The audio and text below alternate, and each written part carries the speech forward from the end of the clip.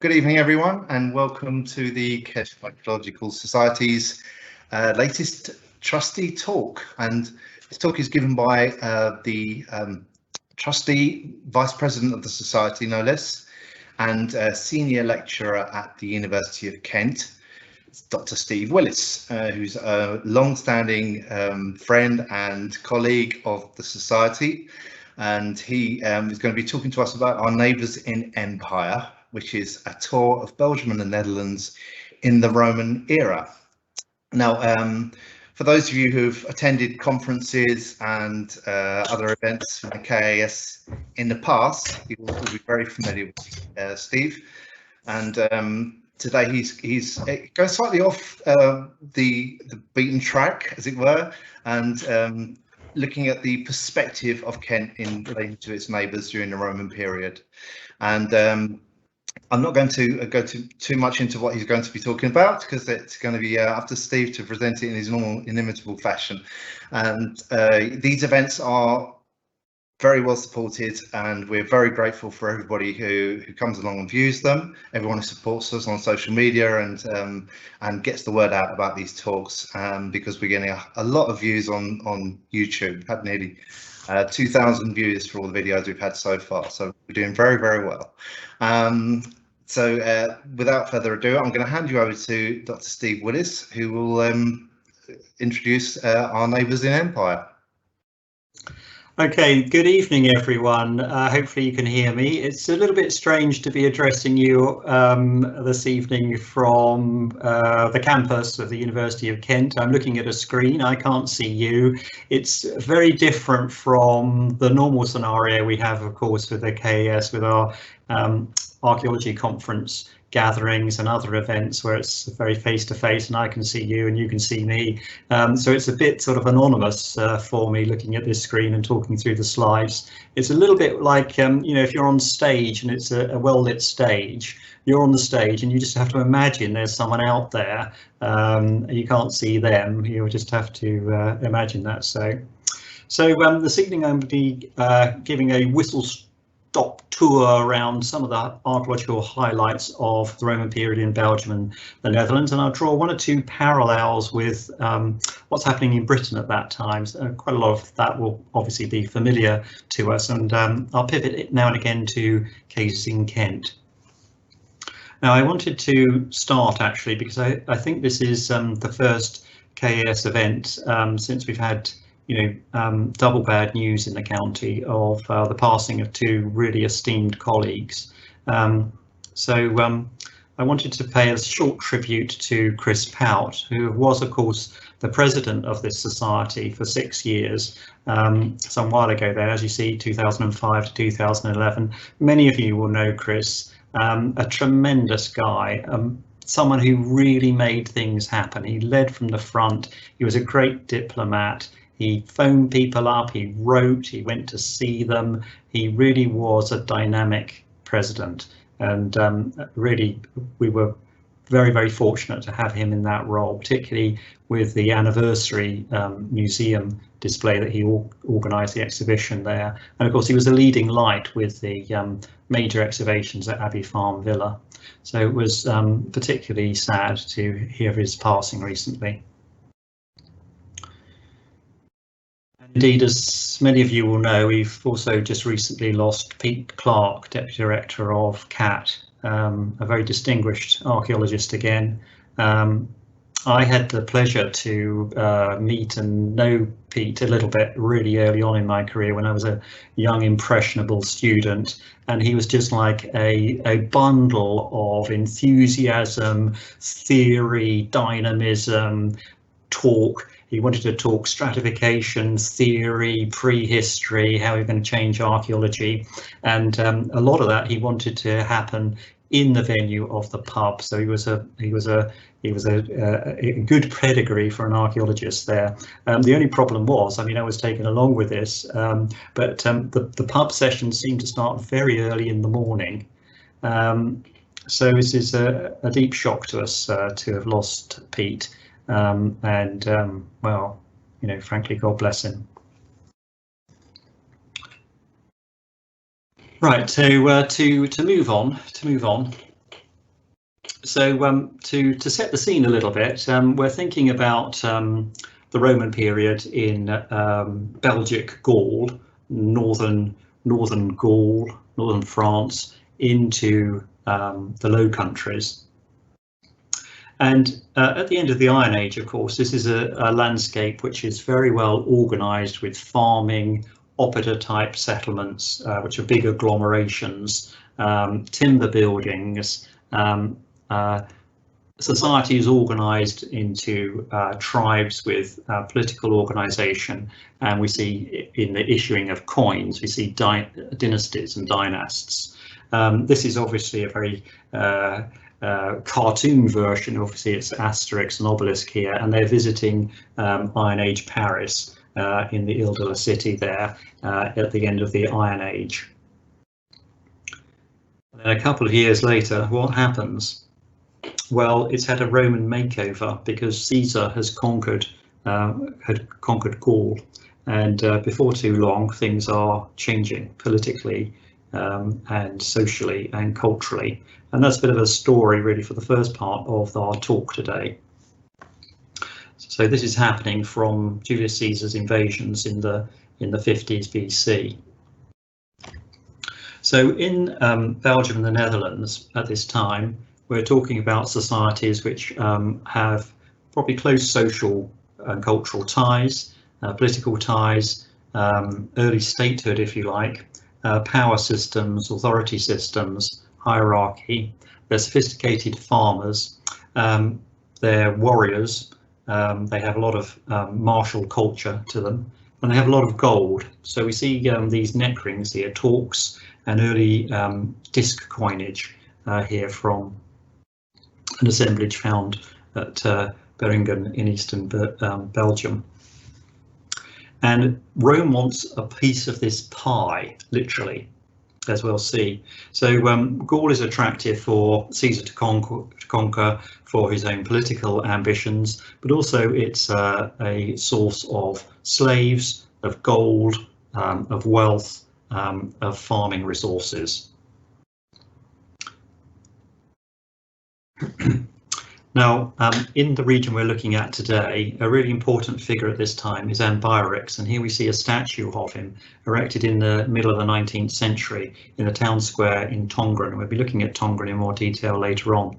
And this is a statue, it's more or less contemporary really with the Boudicca statue on the Victoria Embankment by the Houses of Parliament, around 19th century statehood messages which were being constructed at this time. France has its own statue and history of Vercingetorix. But in the region we're looking at today, if we can focus in on the revolt of the Eberone tribe. So we know about this revolt led by Ambiorix through the documentation of his conquest by Julius Caesar. Now in 54 BC, there's poor harvest, and one of Caesar's legions and 5 cohorts are sent into the land of the Eberones, basically to eat their lunch. The Eberones here, we are told, lie between the in the area of the river Meuse and the between the Meuse and the Rhine, in the area now that is associated with Tongren and Maastricht. And we can see that through the distribution of coin issues attributed to that tribe. Here's a distribution map drawn up by Nico Roymans and colleagues. That's their Iron Age coinage. Now, the revolt of the Eberones, in Caesar's book 5 of the Conquest of Gaul, he tells us about the treachery, the deceit, the lies, the lack of mercy of Ambiorix and the tribe that he's leading. They ambush and slaughter Roman soldiers, but they have an upper hand to begin with. But really, did Ambiorix and his tribe have much of an option in this? Because basically they were being put under the Roman yoke. Now Caesar has sweet revenge in 51 BC after he's conquered the other tribes of Gaul, and so we're told about his campaign then against the Eberones, and literally he removes them from the map. And one of the key sites to this disappearance of the Eberone is here south of Maastricht at the Castor, or hill fort if you like, at St. Petersburg, just by the river Maas. And we've got Tongren on the map here and Maastricht. This is the area where there's a promontory of limestone. You can see a great limestone quarry there, which is still active, and I think actually was being mined and quarried out in the Roman period. And just to the left here, you can see the canal, the Albert Canal, which was cut through after the First World War, creating this sort of spit of land, which has a complicated border between Belgium and the Netherlands. So just south of that quarry in the highland there, we have the Castor of St. Petersburg. And here it is with a view from the side of the Albert Canal. So perhaps it's an oppidum site, a site of central power and authority there in the centre of the land associated with the Eberone.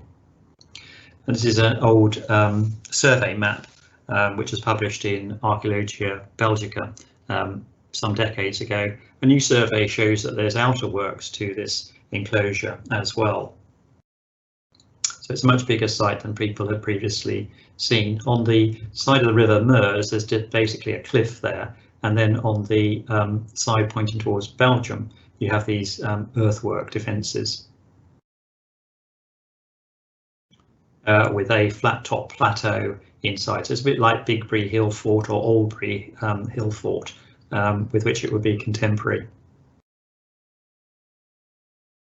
And here we see the earthworks, so you can see the ditch there on the left of your screen and the top of one of the ramparts here on the right. That's quite a rise there, and of course it's been eroded, of course, since the Roman period, and it probably had a wooden palisade at the top of these fortifications. And we know that if you look around the soil here, you can see there's a heck of a lot of burnt and singed clay and vitrified material and burnt stones, burnt flint, testimony to the site that to the fact that this has been a major conflagration at this site. So just consider the Eberones here, making your last stand or defending yourselves at the top of this hill fort. The Roman army is down there, and the old story plays out, I'm afraid. Very soon the Roman army will be alongside you and you'll be toast. And Caesar will have a victory. So here are some of Caesar's victory issues. You can see here with captive slaves, a trophy, his name there in glorification, and a celebration which would receive laurels and a triumph in Rome in normal times. Now we know that the tribe disappears from the map because it's no longer mentioned in the ancient histories, and new peoples are brought in to settle the borderlands on the frontier of what becomes the Roman Empire, and that solidifies itself in the decades following Caesar's invasion. So we have new tribal entities formed here, such as the Batavi in the area of Nijmegen, and the Cana Nafite up in there in the area of The Hague and Delft near Rotterdam. I'll talk about those tribes later.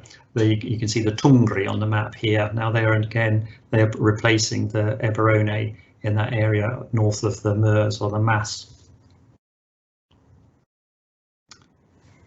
Now, just to pivot back to Britain for a moment or two, thinking about sort of the development of towns, we're going to look at the development of the earliest Roman town in Belgium, at Tongren, and it has a military origin that's somewhat like the military origin of Colchester, for instance. It's not exactly a parallel, but we know that underneath modern and medieval Colchester, underneath the Norman tower there, the Norman keep, is the Roman town, and below the Roman town was the fortress of the 20th Legion following Claudius's invasion of Britain in 43 AD. So this is a much later development, of course, but the precedent is for the fortress. Here we can see the plans made by Philip Crummy which were published in the early to mid 80s after he'd realised that the fortress actually underlay the modern town. You can see there on the left the layout of the fortress of the 20th Legion, the barracks, etc., headquarters building, and the road which would be going down to the Thames towards London, and then that is developed from 50 AD to be a colony. So there's this precedent of fortresses being turned into towns with the settlement of retired veterans. So we know that happens in Colchester, and of course Colchester becomes perhaps the second most important town, arguably, in Roman Britain. It's the centre of the imperial cult there, which in the Temple of Claudius, which underlies the Norman keep there. So let's just bear that in mind.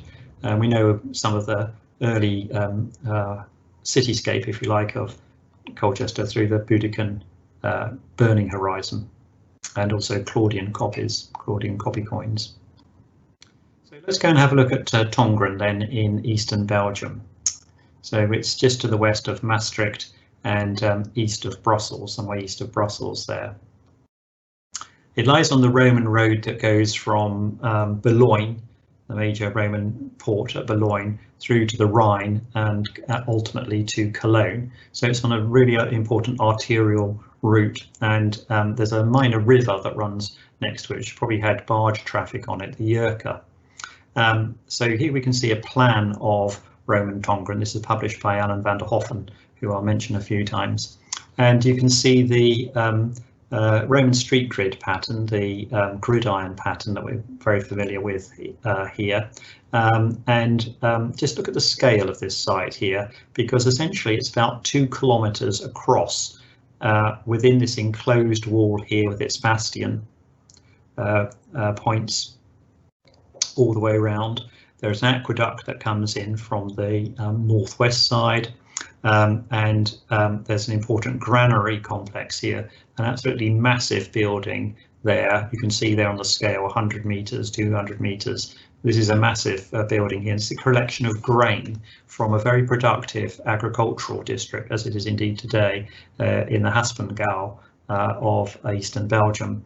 And that grain is probably being collected there, not just simply for the citizens of Tongren, but to be exported to the Roman army on the Limes, the German frontier, which I've just mentioned. So it's an important collection point. And this is also, Tongren develops into the first town, as I mentioned, of Belgium, the Civitas, capital of the local area. So it's a really big place.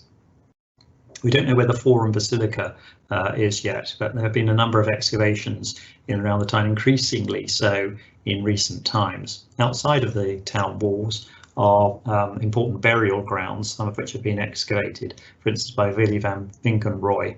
They published an important type series of the pottery from Tongren, followed up by Sonia Williams in about 2005, an important corpus of pottery types of the Roman period from Tongren.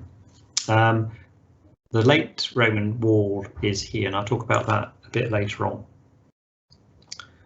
So this is Tongren. This is on the Roman road coming in from the west, and at the rise there you can see the tower of the Basilica Church of Our Lady. We're already within the area of the Roman town here. The Basilica Church there lies really at the core of the Roman town, so you can get some idea if you're, where we're looking at here on the tarmac. That's just part of the area of the Roman town. It's really massive. This is the outer early Roman town wall here, and you can see the Church of Our Lady Tower there, which you've been looking at through the trees there. It's so large that even modern Tongren doesn't extend to the limits of it, and you can see some maize growing behind that Roman town wall. Really quite an important survival of the monuments there. The town walls are really quite well preserved, comparatively speaking. And if we go up the tower, if we go up that Tower of Our Lady, the Basilica Church, and look to the north here, you can see some excavations have been opened there beyond the town wall in the suburb areas. You can see some archaeology at work here, looking back towards the tower from the site we were just looking at from the tower. and there's Roman archaeology there. So in these outer suburbs, just as we would have it, I think in Canterbury, you know, areas of burial, kilns for pottery and tiles, industries, farms in association. Now, an important sequence was discovered at Tongren in the eastern side of the town some years ago, and was overseen by Alan van der Hoffen and published by him. He's basically the city archaeologist for the Flemish Heritage Institute, as it was then, at the Strat Site. An important sequence was found there showing us the development of the town. At the very bottom of the sequence, there was an orderly layout of pits and gullies and drains and other features. You can see them highlighted in black here, aligned with the later Roman road. And from those features and that horizon, as we see elsewhere in Tongren, are Augustan period terra sigillata, pottery and coins. And this is testimony to there being a military camp laid out here. I'm sorry this slide's a bit fuzzy, but that's the nature of the beast. So there's a orderly road layout in the Augustan period. We're talking BC here, with a military camp under tents, under leather tents there, and that is the fountainhead of Roman Tongren. There's no Iron Age occupation there, so it's in contrast to the situation we see at, for instance, Canterbury, which does have this Iron Age horizon below, and also, as we saw, Letitia there, Paris, you know, Roman Paris, has its Iron Age origins, but not so at Tongren. It's a de novo site. In that same area, then, as we move into the earlier 1st century AD, we see a series of houses. These are short, long houses, if you like, with central post holes. So if we look at this one here, they have these characteristic square pits here, and this is to hold up the apex of the roof. So there's a whole footprint of one here. It's on the side of the building, won't be really weight bearing. The weight goes through the apex of the building and through those large timbers in those pits there. And a couple of these buildings characteristically are byre houses. In other words, you have your cattle in at one end of the building over winter, and they keep you warm, and they produce obviously a lot of manure, which in springtime you can put out into your manure heap, and in time, of course, it fertilizes your land. Now, this type of building, this type of structure is very readily recognized if you have these pits for the posts in alignment, and they're classic. They're a classic type for this area at this time. They're known as the Alphan Echelon types, after 2 type sites in the Netherlands where they were first identified. It's a bit like the pottery we have that we call Aylesford Swarling in Kent. You know, two sites, put them together, and they become the type name. So it's a reconstruction then of these Alphan Echelon buildings at Tongren. Of course, this is just the ones that are known from that site at that time. There's not just 4 buildings at Tongren, it's just what we can reconstruct from the plan, from that excavation area. And here indeed we see one of these Alphan Echelon buildings, actually the type example from Alphan, excavated just before the Second World War, and the excavators have put in some very helpful vertical stakes there just to emphasize where the post settings are for this timber building. It was quite pioneering work at that time. The buildings would have looked something like this. So fairly sophisticated, actually. And there we have that type then in Tongren. And that could be consistent with people being settled, as we see, to kind of like to populate the borderlands. This is what the Roman agenda is at this time, to populate the borderlands so that they're not empty, so that we, the vacuum created by removing the Eberone is filled up and populated with people who are brought in from the German frontier area, who were then brought into the Roman fold and eventually become frontier soldiers. Obviously the Batavi, the Tungri, are very famous for their roles as auxiliary troops in the Roman army. So moving on at the Echelon Strat Site into the mid to later 1st century AD, so still quite early on, what we call into the Roman Flavian period. We have a much more Roman house then developing in this area. And that can be reconstructed to be this U shape here. So a remarkable sequence. And if you're attuned to Roman change, you can see a remarkable sequence seen here in the stratigraphic record of how things change and choices are made, and perhaps investment and the adoption of Roman ways of doing things, or the influx of more Roman people, or people with more Roman culture that they wish to express. Now, just up from that area there is the Gallo-Roman Museum here, and this is really a fantastic museum. It was a fantastic museum before it was rebuilt 15 years ago, and then they decided just it wasn't good enough, so they built an even more spectacular one to house the treasures from the region and the town there. In advance of that, excavations were undertaken. I'll just point out actually that our PhD student, Carl Goodwin, who successfully completed his PhD recently, he part of his work for his PhD looking at museums included work relative to this museum in Tongren. They have a good website. In advance of that new building of the museum, the extension of the museum, we see an urban excavation here in Tongren, and it looks very much like you might see in Canterbury, with all these kind of like trenches here. It looks like something out of World War I. Of course, these are robber trenches where stone from the Roman foundations has been mined out and quarried out in later times, because just like much of Kent and the southeast of England, there isn't a great deal of suitable building stone to be found locally. It has to be brought in, as we'll see later on. So a site that then continues into the medieval and modern period, as Tongren does, just like Canterbury, we have a lot of robber trenches here, but you can see where the floors of various structures were. This is one of the first excavations actually by a commercial unit in Tongren, and on the far side by the bulk there, we can see Petra there, who's one of the co-founders of one of the earliest archaeological digging units in Belgium.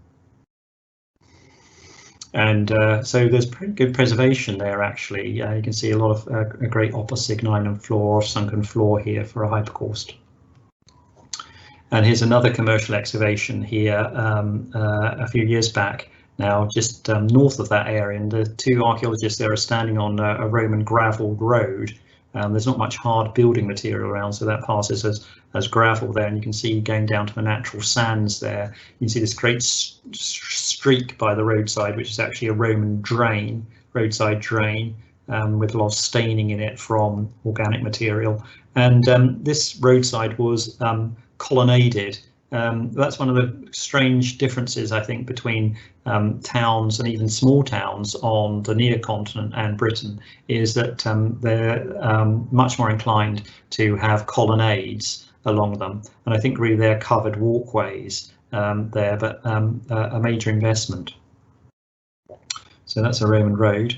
Now, we were lucky enough to be involved with projects at Tongren from the university. So I was involved with that excavation you've just seen in advance of the new or relatively new museum that we've just seen the slides of. But we had a season working with the Flemish Heritage Institute at the Whobloon Strat Site here, which I suppose it's a sign of the times. An old school building, and then we can see it here, was being converted into a bank, and the bankers needed an underground car park, and that was the reason for a major excavation in the area of the Whobloon Strat.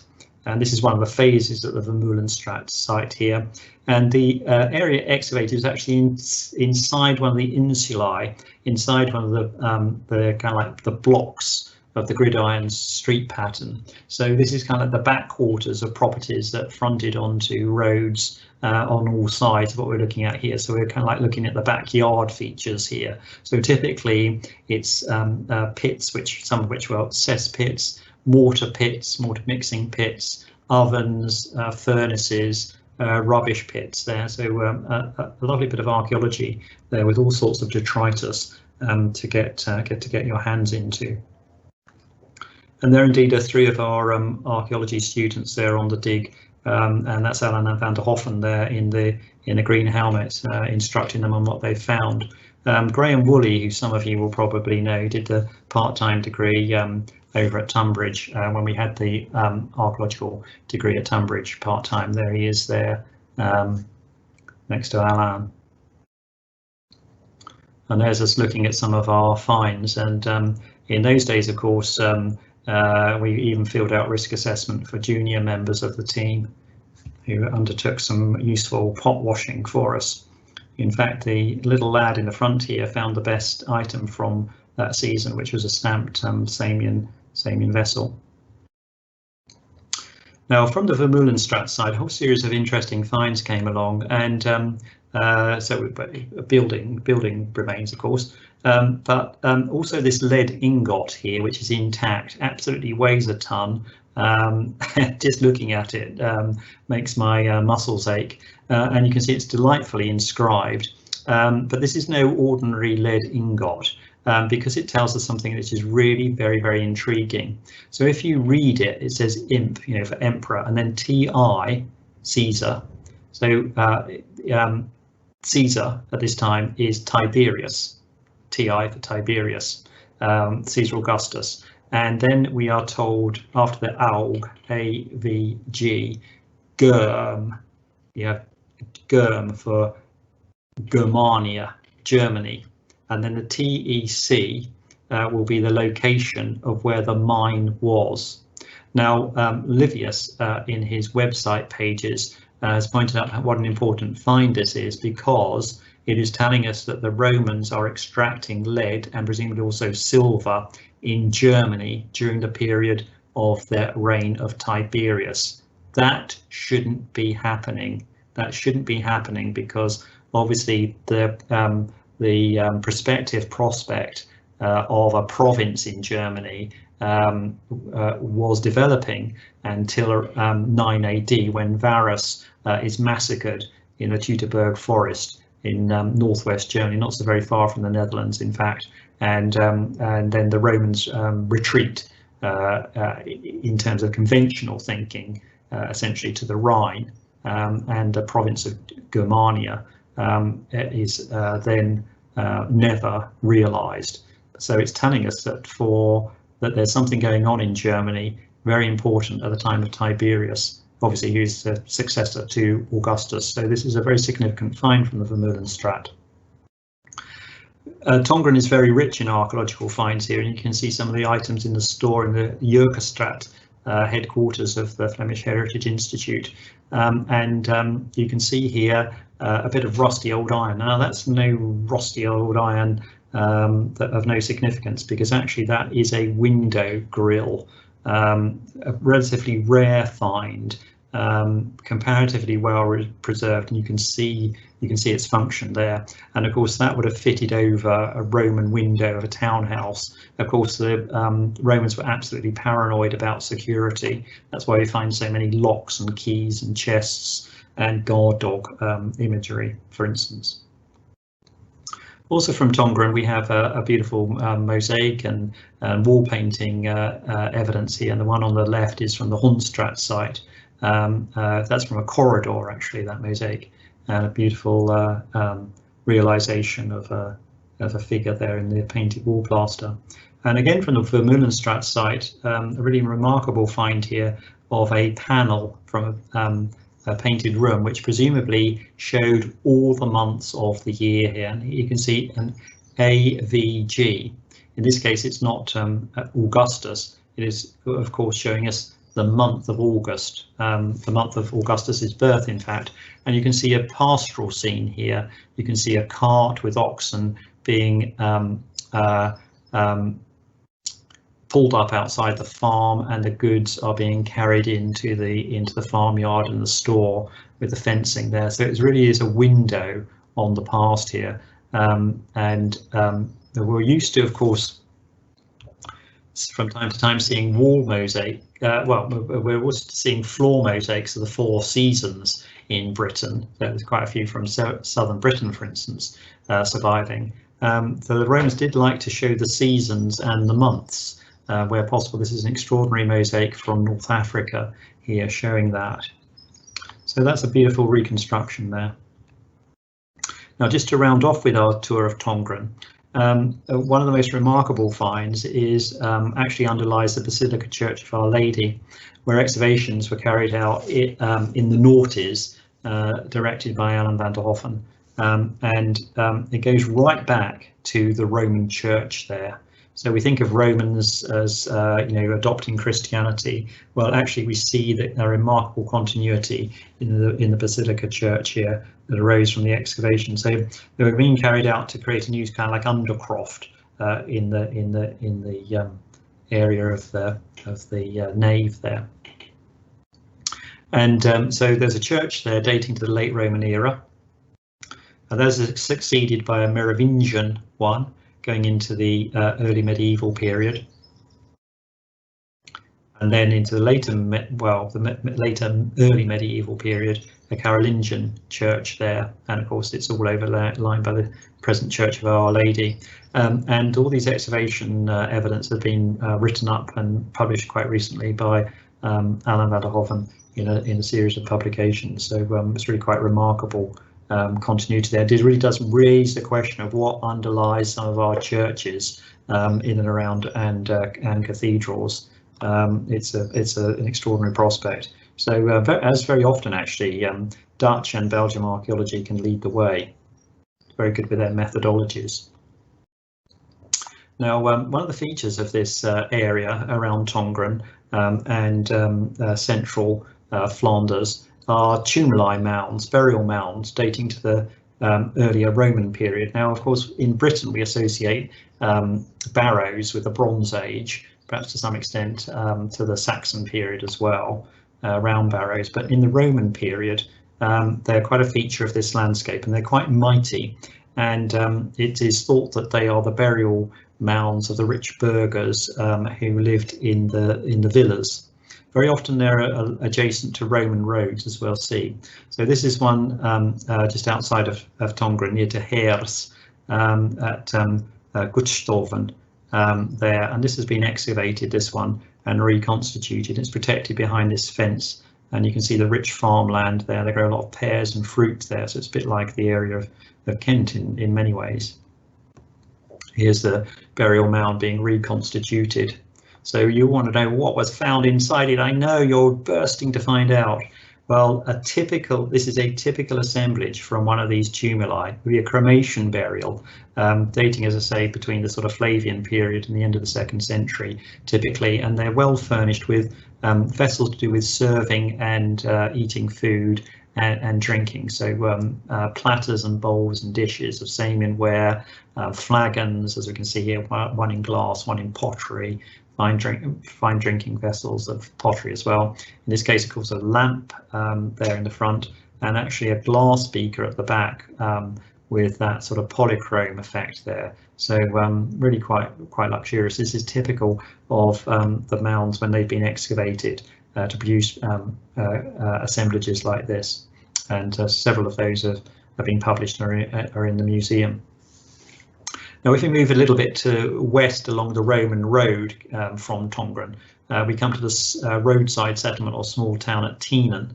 And alongside that road, we have something that looks like it should be out of Tolkien, Lord of the Rings or The Hobbit or something here, because here we have 3 burial mounds as you approach Roman Tienen at the Grimd site. It's quite a famous site in Belgium, and these were excavated. You can see here they've been shorn of their growth here.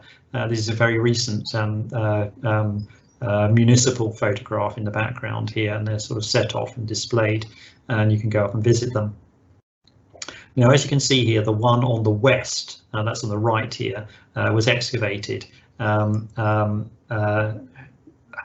decades ago, and that produced a similar type of assemblage, but actually richer than what we've just seen. And in amongst that was actually this cameo of Augustus, which survives superbly. I've got a colour slide of it, but I think in some ways the black and white is more attractive. So you can see the Augustus is portrait there. This is a signal telling us that someone is being buried there, and this is probably an heirloom because it's probably late. The assemblage dates to later than the period of Augustus. They are harkening back to a heritage, perhaps where their forebears had a strong connection with Roman authority. Perhaps they were in the soldiers as auxiliaries in the Roman army, and then subsequently they're elite people who can afford these sorts of graves. So it's really quite a sort of remarkable testimony to the adoption of Roman ways and Roman authority, Roman hierarchy. And to come back to Britain, we see exactly the same thing, remarkably, at the Lexton tumulus. Lexton tumulus just outside of Colchester. That was excavated in the 1920s, and from that assemblage, of course, came this medallion of Augustus, and the Lexton tumulus dates to around about 10 BC, so it's contemporary with Augustus, and so this is a contemporary burial, again in this case, of course, in Iron Age Britain, suggesting that there's that diplomatic or political, social, cultural connection between Iron Age Britain, the Eastern Kingdom as it would be at this time, and Rome, decades, of course, before the Claudian invasion. So there's a remarkable parallel there with these barrows, or tumuli, if you like, with similar finds in them. Now, one of the curiosities, of course, of East Kent is that it does have barrows itself of the Roman period, and so it is thought that underneath the mound at Dane John, the early medieval compound there, if you like, the Motte and Bailey, there's probably a Roman tumulus there, and the excavations in the vicinity here in the area developed for some of the Christchurch buildings has identified the footprint of what's interpreted as another barrow. And of course, if you go down Stone Street, the Roman road from Canterbury to Lymm, Southwark County, you can see here on this, something I've just taken from the heritage website of KCC. We can see on Stone Street here we have Tumulus Farm. So just by the roadside there where that gold star is, Tumulus. And so does that mean that there was an Iron Age, that's Iron Age mound, and that the Roman road that we know as Stone Street is actually a prehistoric trackway with an Iron Age burial, or possibly a Bronze Age burial next to it? Or is it indeed Roman with a Roman barrow next to it? I think probably it's conventionally interpreted as all entirely Roman. But perhaps we need to test some of these possibilities. This brings me to actually the work of one of our PhD students, Marlene Martins, who did a PhD co-supervised by myself and Nico Roymans. It was published, and we're really based on her extensive excavations and thorough analysis of work of one of the suburbs at Teenan. She excavated one of these tumuli in advance of an industrial an industrial park being developed there, and so these are some of the figures taken from her PhD thesis. So I did want to make a nod of acknowledgement to her superb PhD. Now, moving on, we've talked about Tongren, we've talked about the burials, and let's move into the countryside a bit more. This is a map showing kind of like the environmental possibilities, soils, and agriculture here, and it's one of Nico Roymans's maps. And so the area of Tongren here in this productive zone of central Flanders here, he calls that the villa landscape. We know of a lot of villas in that area there, and those are the people who are probably erecting those barrows. Now, to the north of that, of course, these are the low countries. Of course, you have much damper, wetter, lower lying soils there, which are not so well drained, so they're not really conducive to arable agriculture and growing the grain that was going into those granaries. That granary you saw at Tongren, there's a similar granary actually at Tienen. And in that area, it's much more conducive, as you'll know, to if you think about Frisian cattle and Dutch cheese. I mean, that's a little bit of a cliche, but this is much more lower lying land. It's really much more suited to pasture for horses and cattle in that northern zone there. And these are some of the farm sites that Nico had logged on. These kind of polygons are areas we think are associated with particular tribal entities. So there'd be the Batavi there and the Tongri here. So let's have a look at some of these sites in the countryside. So we circle around Tongren there, and just further up north of Maastricht there on the top right, we find the site, the excavated site that was excavated by Dirk Pauls at near Haren Rekken. And here at this site you can see a sequence there of timber buildings. You can see the footprint of an Alphan Echelon type building there at the top of the plan there. So that's presumably the Iron Age farm of the 1st century AD approximately, and then it's replaced by a Roman stone founded structure there, a villa with its bath suite there, and you can see the hypercourse there. So it very much parallels what perhaps we see at Thurnham, for instance, in Kent, where roundhouses, Iron Age roundhouses, are replaced by a monumental structure that has been conventionally interpreted as a villa. And of course we see roundhouses underneath various other villas across southern and central Britain, and of course Canterbury Archaeological Trust found that to be the case underneath the villa sequence at Folkestone. And a similar case actually at Whobloon here, in the area of that cattle country and horse country that we've just been looking at. Very suitable, of course, for supplying beef and leather to the Roman army on the frontier, and also horses and fodder to the Roman army. That type of landscape. Now the site at Whobloon, the Roman period site at Whobloon here to the west, southwest of Nijmegen, was excavated by a very celebrated figure in the historiography of Dutch archaeology, and that was Jan Slofstra. He was quite a charismatic archaeologist, excavated in the early 1980s. And the site here, this is an early plan, and it shows these long houses. They're kind of like a development of the Alphan Echelon type.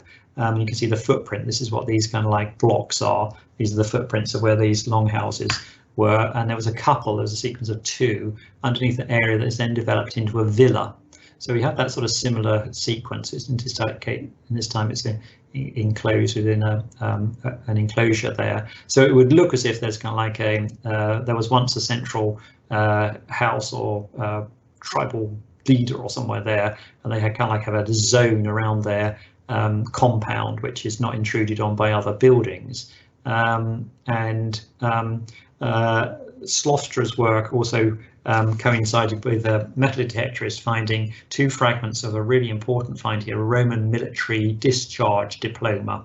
It's basically what you're given in bronze by the Roman army when you retire from being an auxiliary soldier. It tells you have gained Roman citizenship, and your marriage to someone who is not a Roman citizen is recognised as legal, and your offspring will be Roman citizens as well. And so you've done perhaps 25 years in the service of the Roman army, and one of these would go up, be nailed up in Rome, and you'd keep the other copy.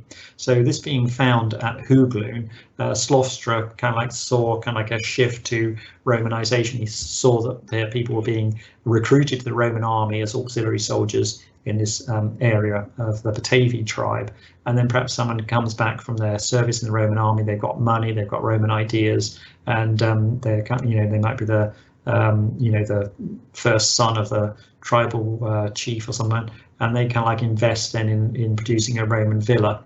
they are replacing their timber building. What we know now is it's probably not quite as simple as that. Now, in 2014-2015, Roymans, Ton Dirks, and what's his name?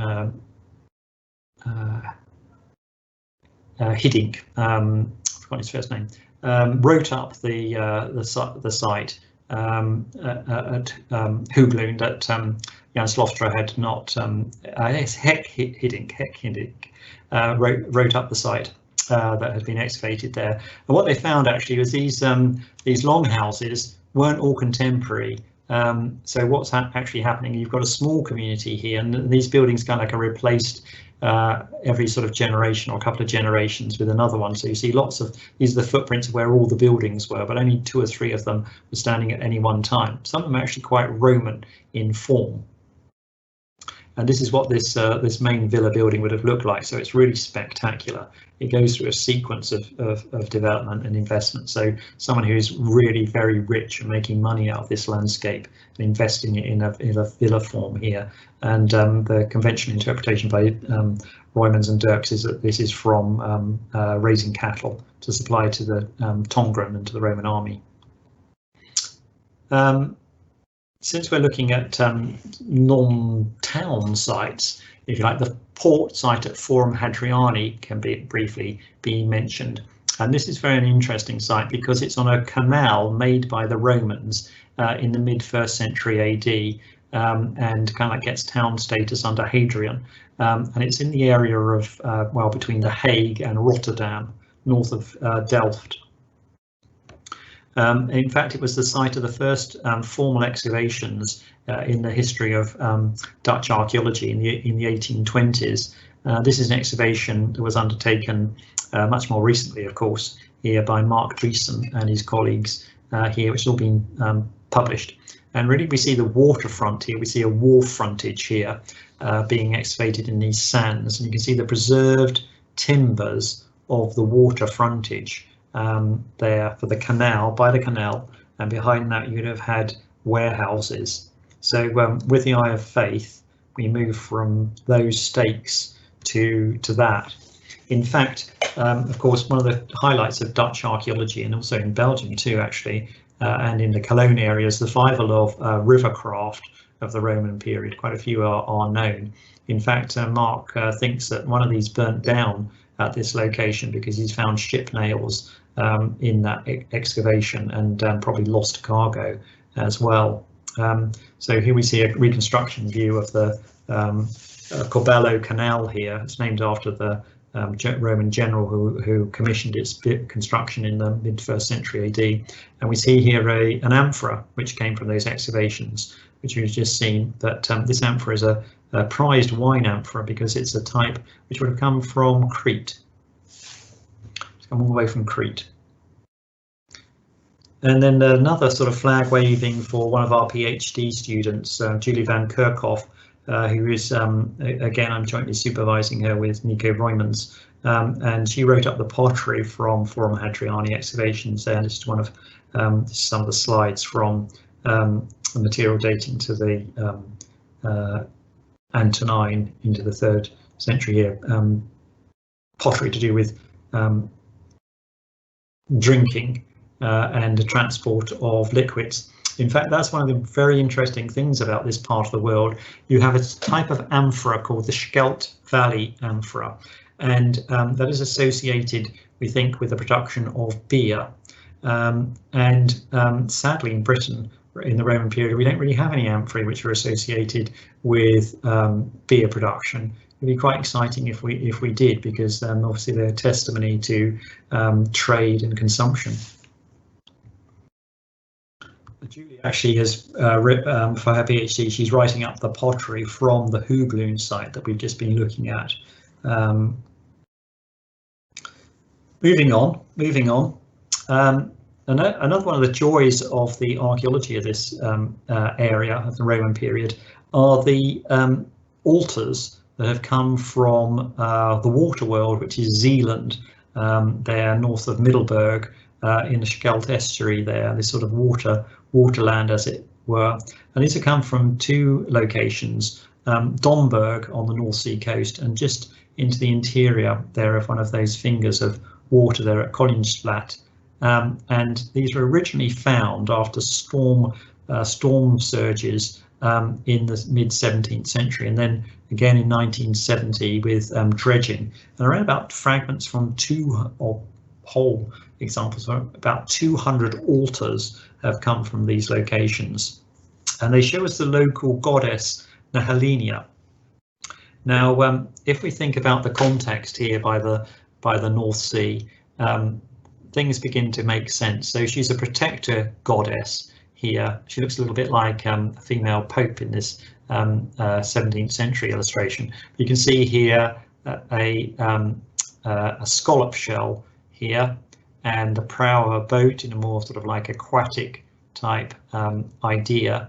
And she's obviously in a classical setting there, with accompanied by a dog and fruits, as you often have with a mother goddess. But that maritime narrative is seen here in several of these altars. So she's really a protector goddess that you give thanks to for safe passage across the southern North Sea, if you're crossing to Britain, or if you're coming up the coast from Gaul, France, or in anticipation of a journey. And so it's no surprise actually that we have no less than 4 altars dedicated to people who are traders in salt, for instance, probably salt from the area around Calais, the Menarpian area as it is in the Roman period. And 3 of those are actually dealing that salt to Cologne down the Rhine. So this is one of the treasures of Dutch archaeology, and it came from this sort of unprepossessing setting. So you never really know what's going to turn up. So here we are at the coast of Domburg in December, looking across towards the area of Britain there. It looks slightly inhospitable. I'd like to say that tractor digger there is looking for more altars, but sadly it's not. It's to do with that pipe work that you can see just by the break of the waves there. So that's infrastructure, not archaeology, but that's the setting of where a lot of the corpus of these altars came from.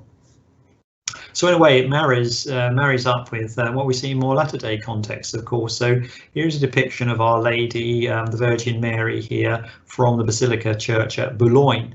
There, if you go up into the Citadel area and you go into the Church of Our Lady there, you can see on the wall, defixios on the wall saying thank you to the Virgin Mary in a sort of Catholic way for answering of prayers and for safe passage. So there's nothing new under the sun. Indeed, at the Koningsplat site, temple was reconstructed that you can go and visit, and also a virtual tour there of the Nehelinia, as she's called, goddess.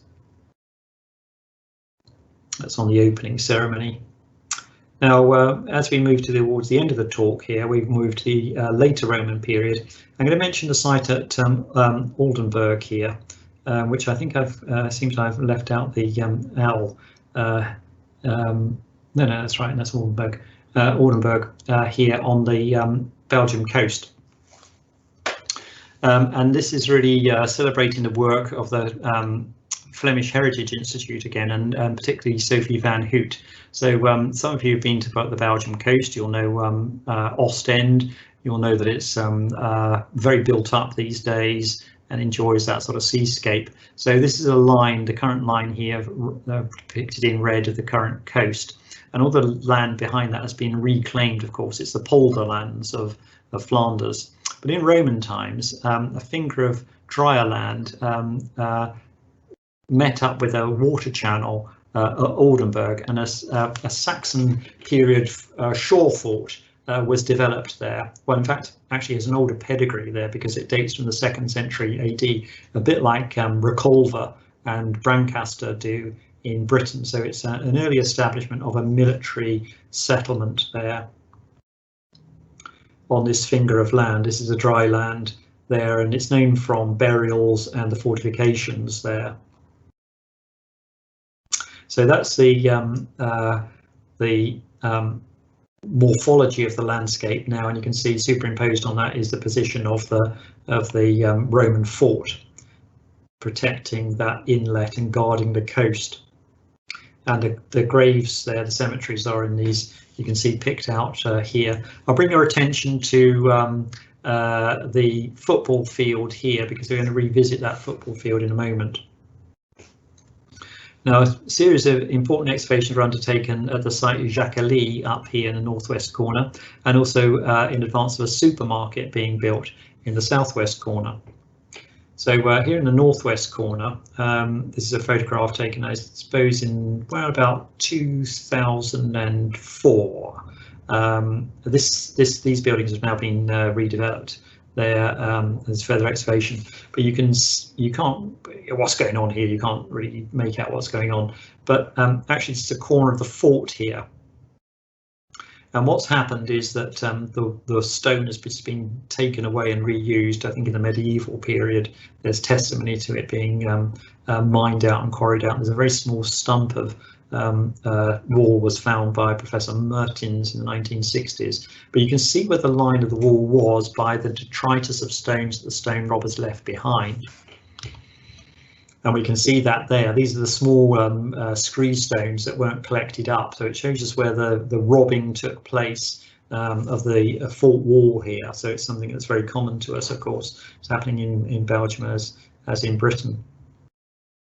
Now, the excavations here by Sophie van Hout revealed an important sequence through the fort from the 2nd century right up into the 5th century. Here we see one of the phases here, and this pink building is quite unusual within the fort because it is evidently a hospital.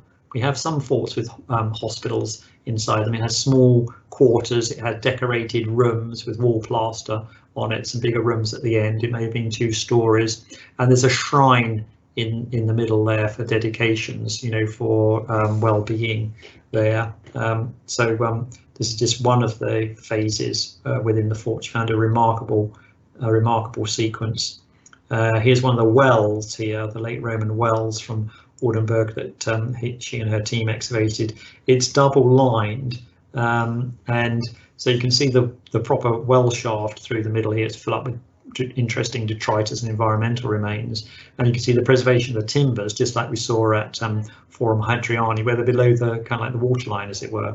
So dendro dates were taken on those, and the outer skin here, and of course you can see a different filling. Now, why it was double lined was because you don't want to be you don't want your well to fill up with sand, and you want to be drinking clean water. So what the Romans did, and what was discovered by the environmental analysis, was that in the area, the cavity between the 2 wood surrounds was stuffed with moss, moss collected locally, and it was a filtration system. Here are some of the finds from one of the open days on display on the open days here at Oldenburg. And some of you members of KS will remember that Sophie came and gave a talk at the university years back, before she even started her PhD, and you can see her good self there, and Anthony Ward, who many of you will remember. You may even be tuned in this evening, and she gave a very well attended talk here at the university. And so Sophie went on to conduct a PhD. Again, it was a joint supervised PhD. It was a collaboration between the University of Kent and the Free University in Brussels, and she successfully completed that, and she got 2 PhDs, because she got one from the Free University in Brussels and one from the University of Kent. You can see that this is just some of the Samian ware laid out on the table here. You may recognise this lady here, it's known to us in Kent very well.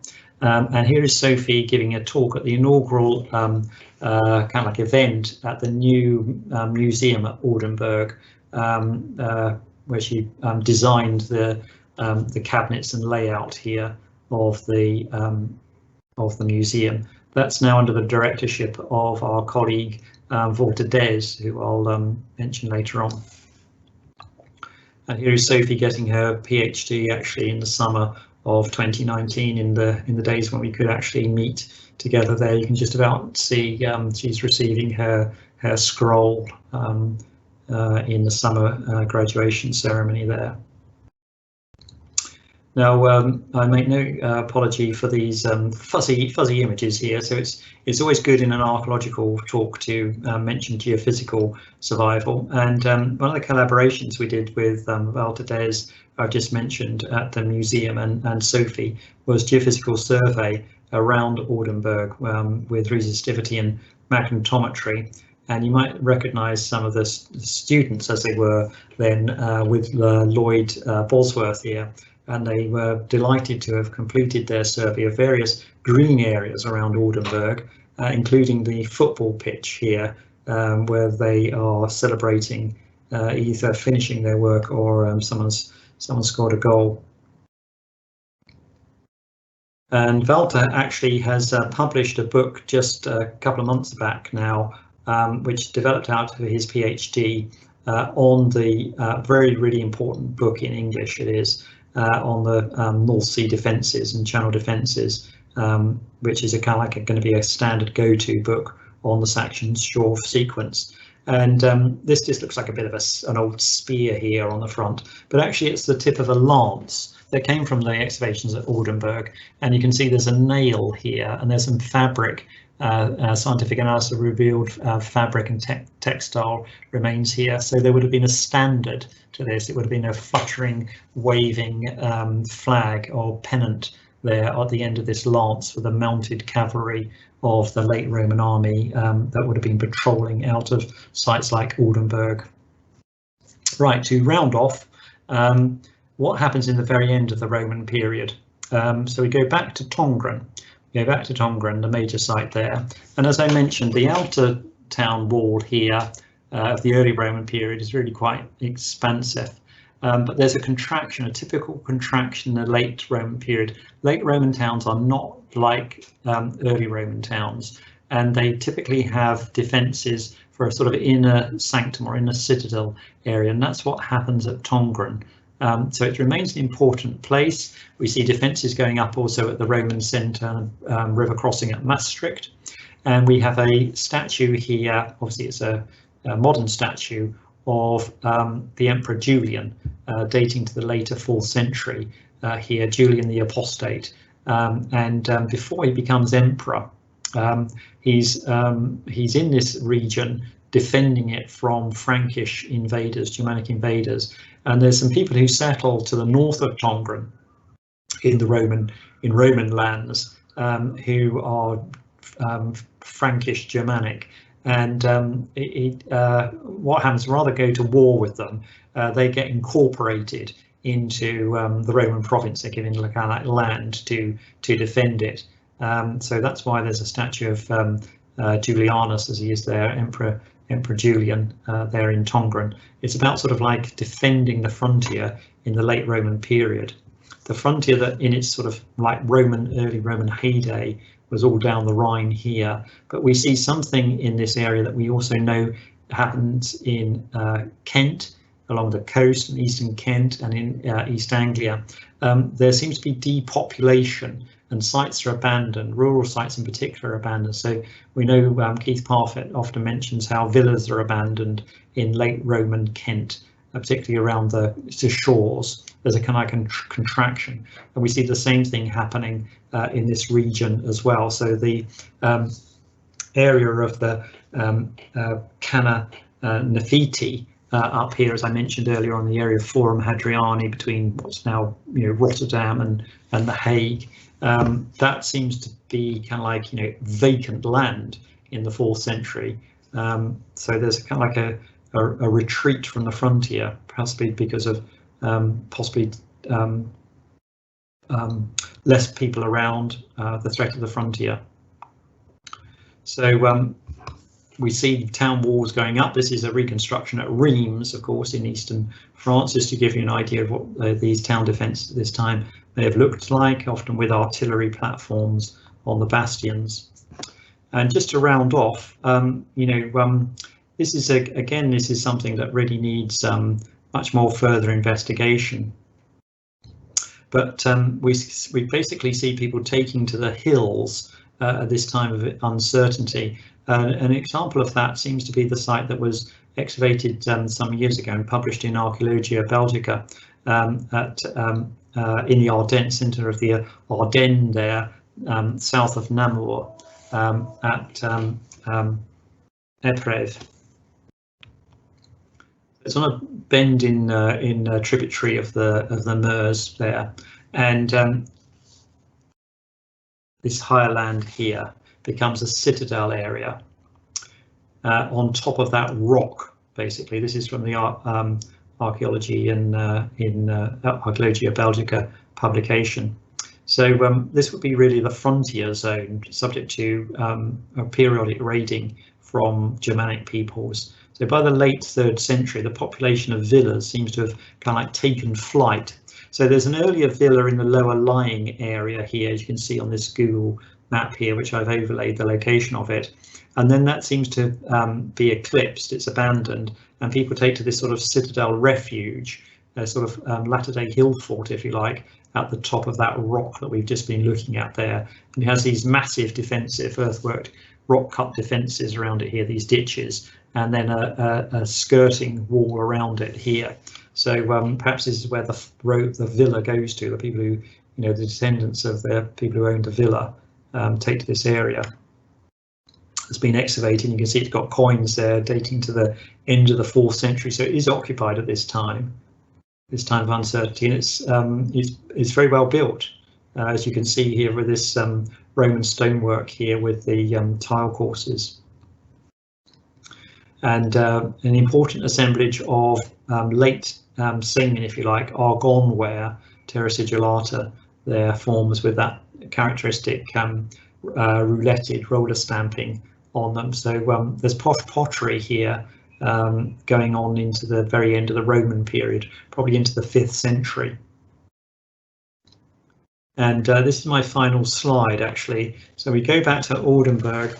And so what's happened at Oldenburg, the Saxon shore fort? Well, one of the interesting discoveries of Sophie's work at Oldenburg is that, in a way, the site is never really abandoned. The army unit there seems to be almost abandoned. It remains a bastion into the early 5th century. You can tell that by the argon pottery there that we've just been looking at from the site in the Ardennes. So it's getting occasional supplies. So it's probably networked still with a Roman military political organisation, but it's like an island of Romanness there on the North Sea coast, looking out, into the North Sea infinity, and as the Dark Ages, as we used to call them, come on, and it kind of like again eventually loses its Romanness. I think that's me done. Thanks ever so much, Steve. That was a whistle-stop tour over a very long period of time, with some intriguing similarities and differences as well between what we've come to know as the Roman period in Kent and what was happening across the Channel. The most interesting, I mean, there's something there for everybody, really, because you're covering such an extensive period. But looking at the relationships between the local tribes at the beginning of the period. One of the interesting things you said about the tribes replacing replacing those original tribes on the frontiers. Is that something that we see replicated in Britain? That's a very interesting question, because we haven't really had that research narrative here, and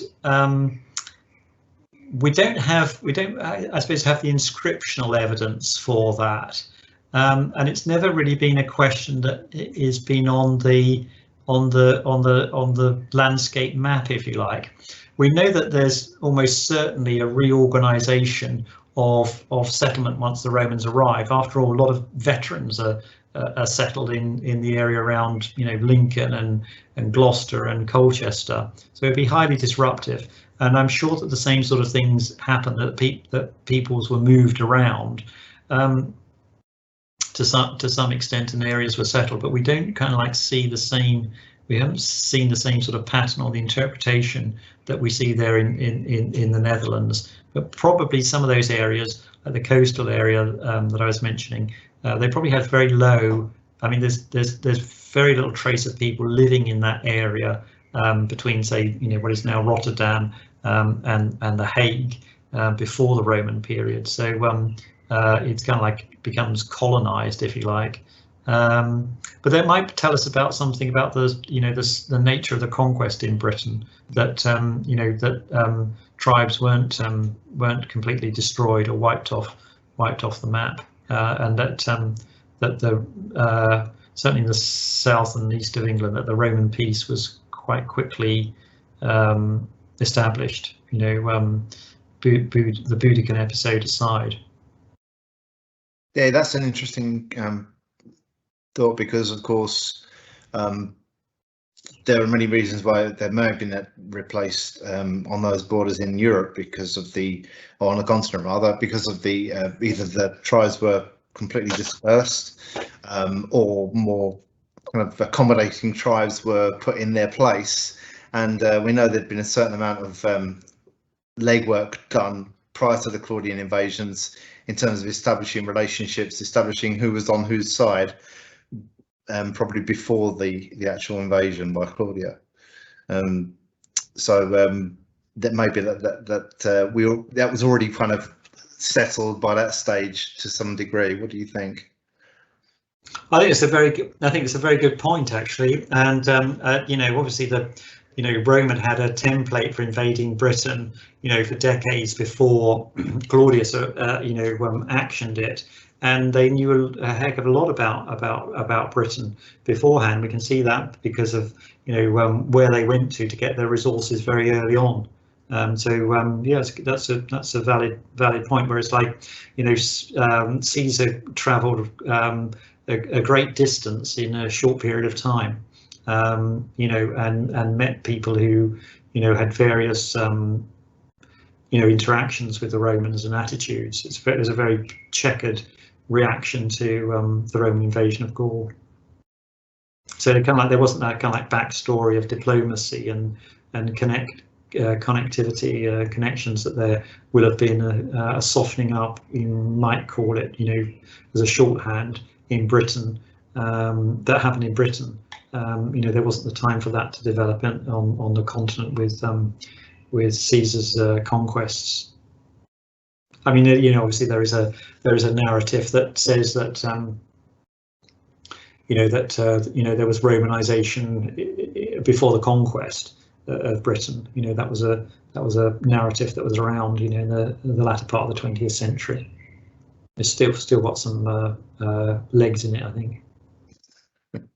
Okay, well, we've I would encourage anybody who's watching to comment on the live Q&A. There's a speech bubble on the in the corner. I don't know which corner it is, because these things get reversed, but it's one of the corners.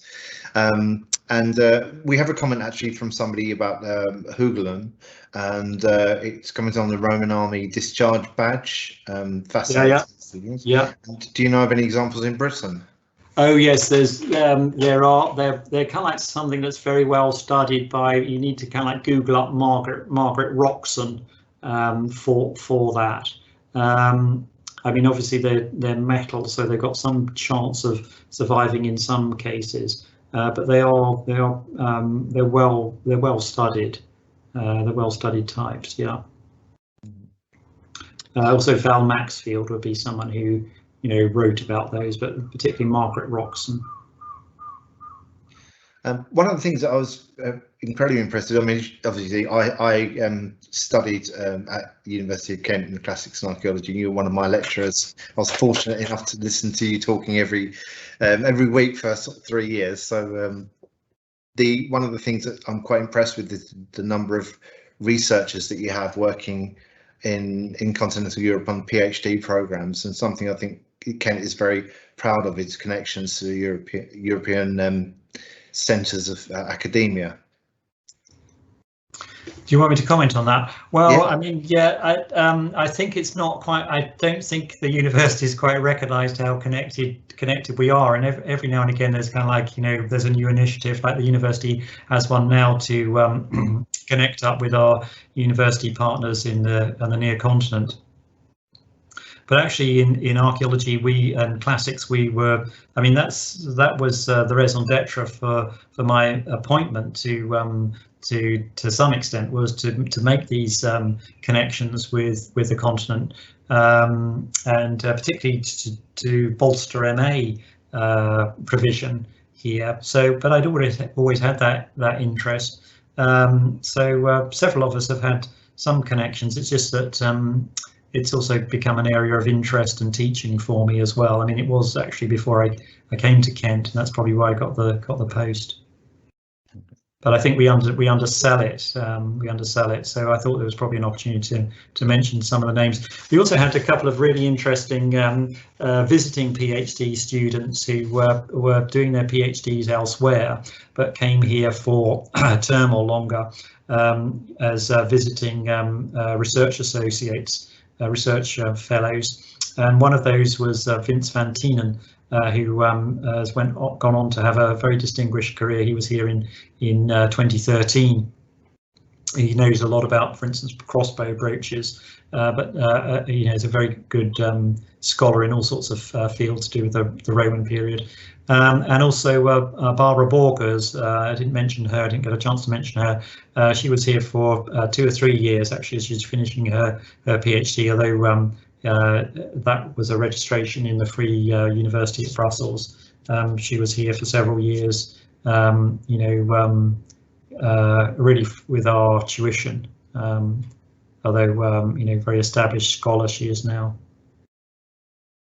Okay. Well, Gillian's commented, you might see that yourself, I've just published it, that she's given her a lot to think about. And something I was actually thinking is that now we've got our sort of red, amber and green travel areas, that you've given a lot of inspiration to me personally, and I'm sure to a lot of other people, to tour some of these sites in Europe. I'll certainly be sort of thinking about that as a future trip myself when we are allowed to get out of the country. So thank you so much for giving us so much time today, and for committing this to video so that we can share it with the rest of the world on our YouTube channel. I wish you luck for your terms wrapping up now, but wish you luck for next year with your student intake at the University of Kent. And we're lucky enough to have 2 fantastic universities in Canterbury, with archaeology programs that are still going despite what's happening with funding for the sort of disciplines.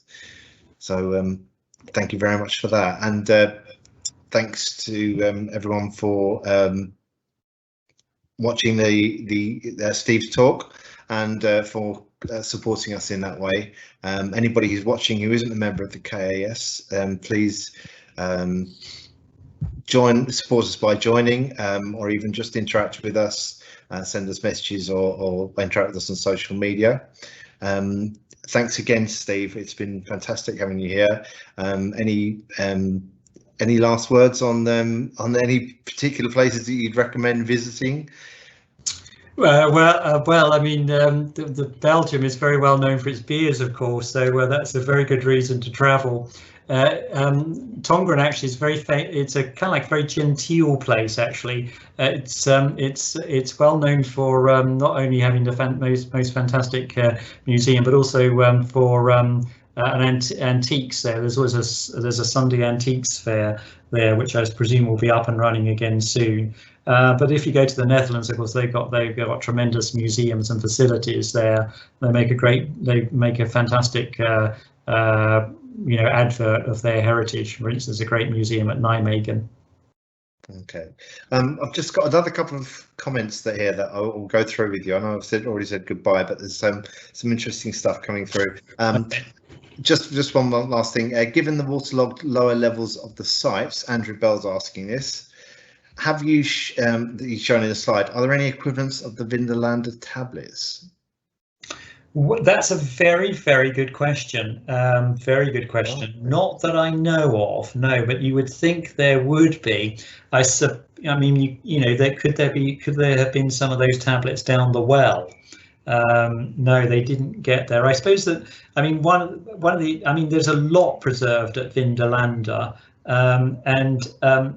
what I think part of the explanation for Vindolanda is that they were kind of like burning some of the old records, as I understand it, there, and some of them got burnt and some of them never got burnt, and those that didn't get burnt kind of like, you know, got preserved, you know, to cut matters short. So it was kind of like a process that had not been completed, that, you know, a number of aspects came together for an extraordinary find, because there are tablets from elsewhere, or parts of tablets, you know, from elsewhere, and the Bloomberg site is one of them. No, that's a very, very good point, that you would probably expect more of that. Probably someone to ask about that is probably Tom Dirks at the Free University in Amsterdam. Right. But I don't know of any striking ones myself that I could mention. Well, maybe we need somebody else to take on a PhD in that area, just to see if we can get some more of those water preserved artifacts out. Okay, well, thanks again, Steve. It's been an absolute pleasure as always. Yeah, good. And we'll speak again soon, and we'll have another trustee talk coming up next month. And this is going to be our curator. Honorary curator Elizabeth Blanning. So, and she's going to be joined by our Find Liaison Officer for Kent, who is Joe Armitt. But thanks again to everyone for watching live and watching on YouTube, and please support us. Thanks again. Good night. Cheers.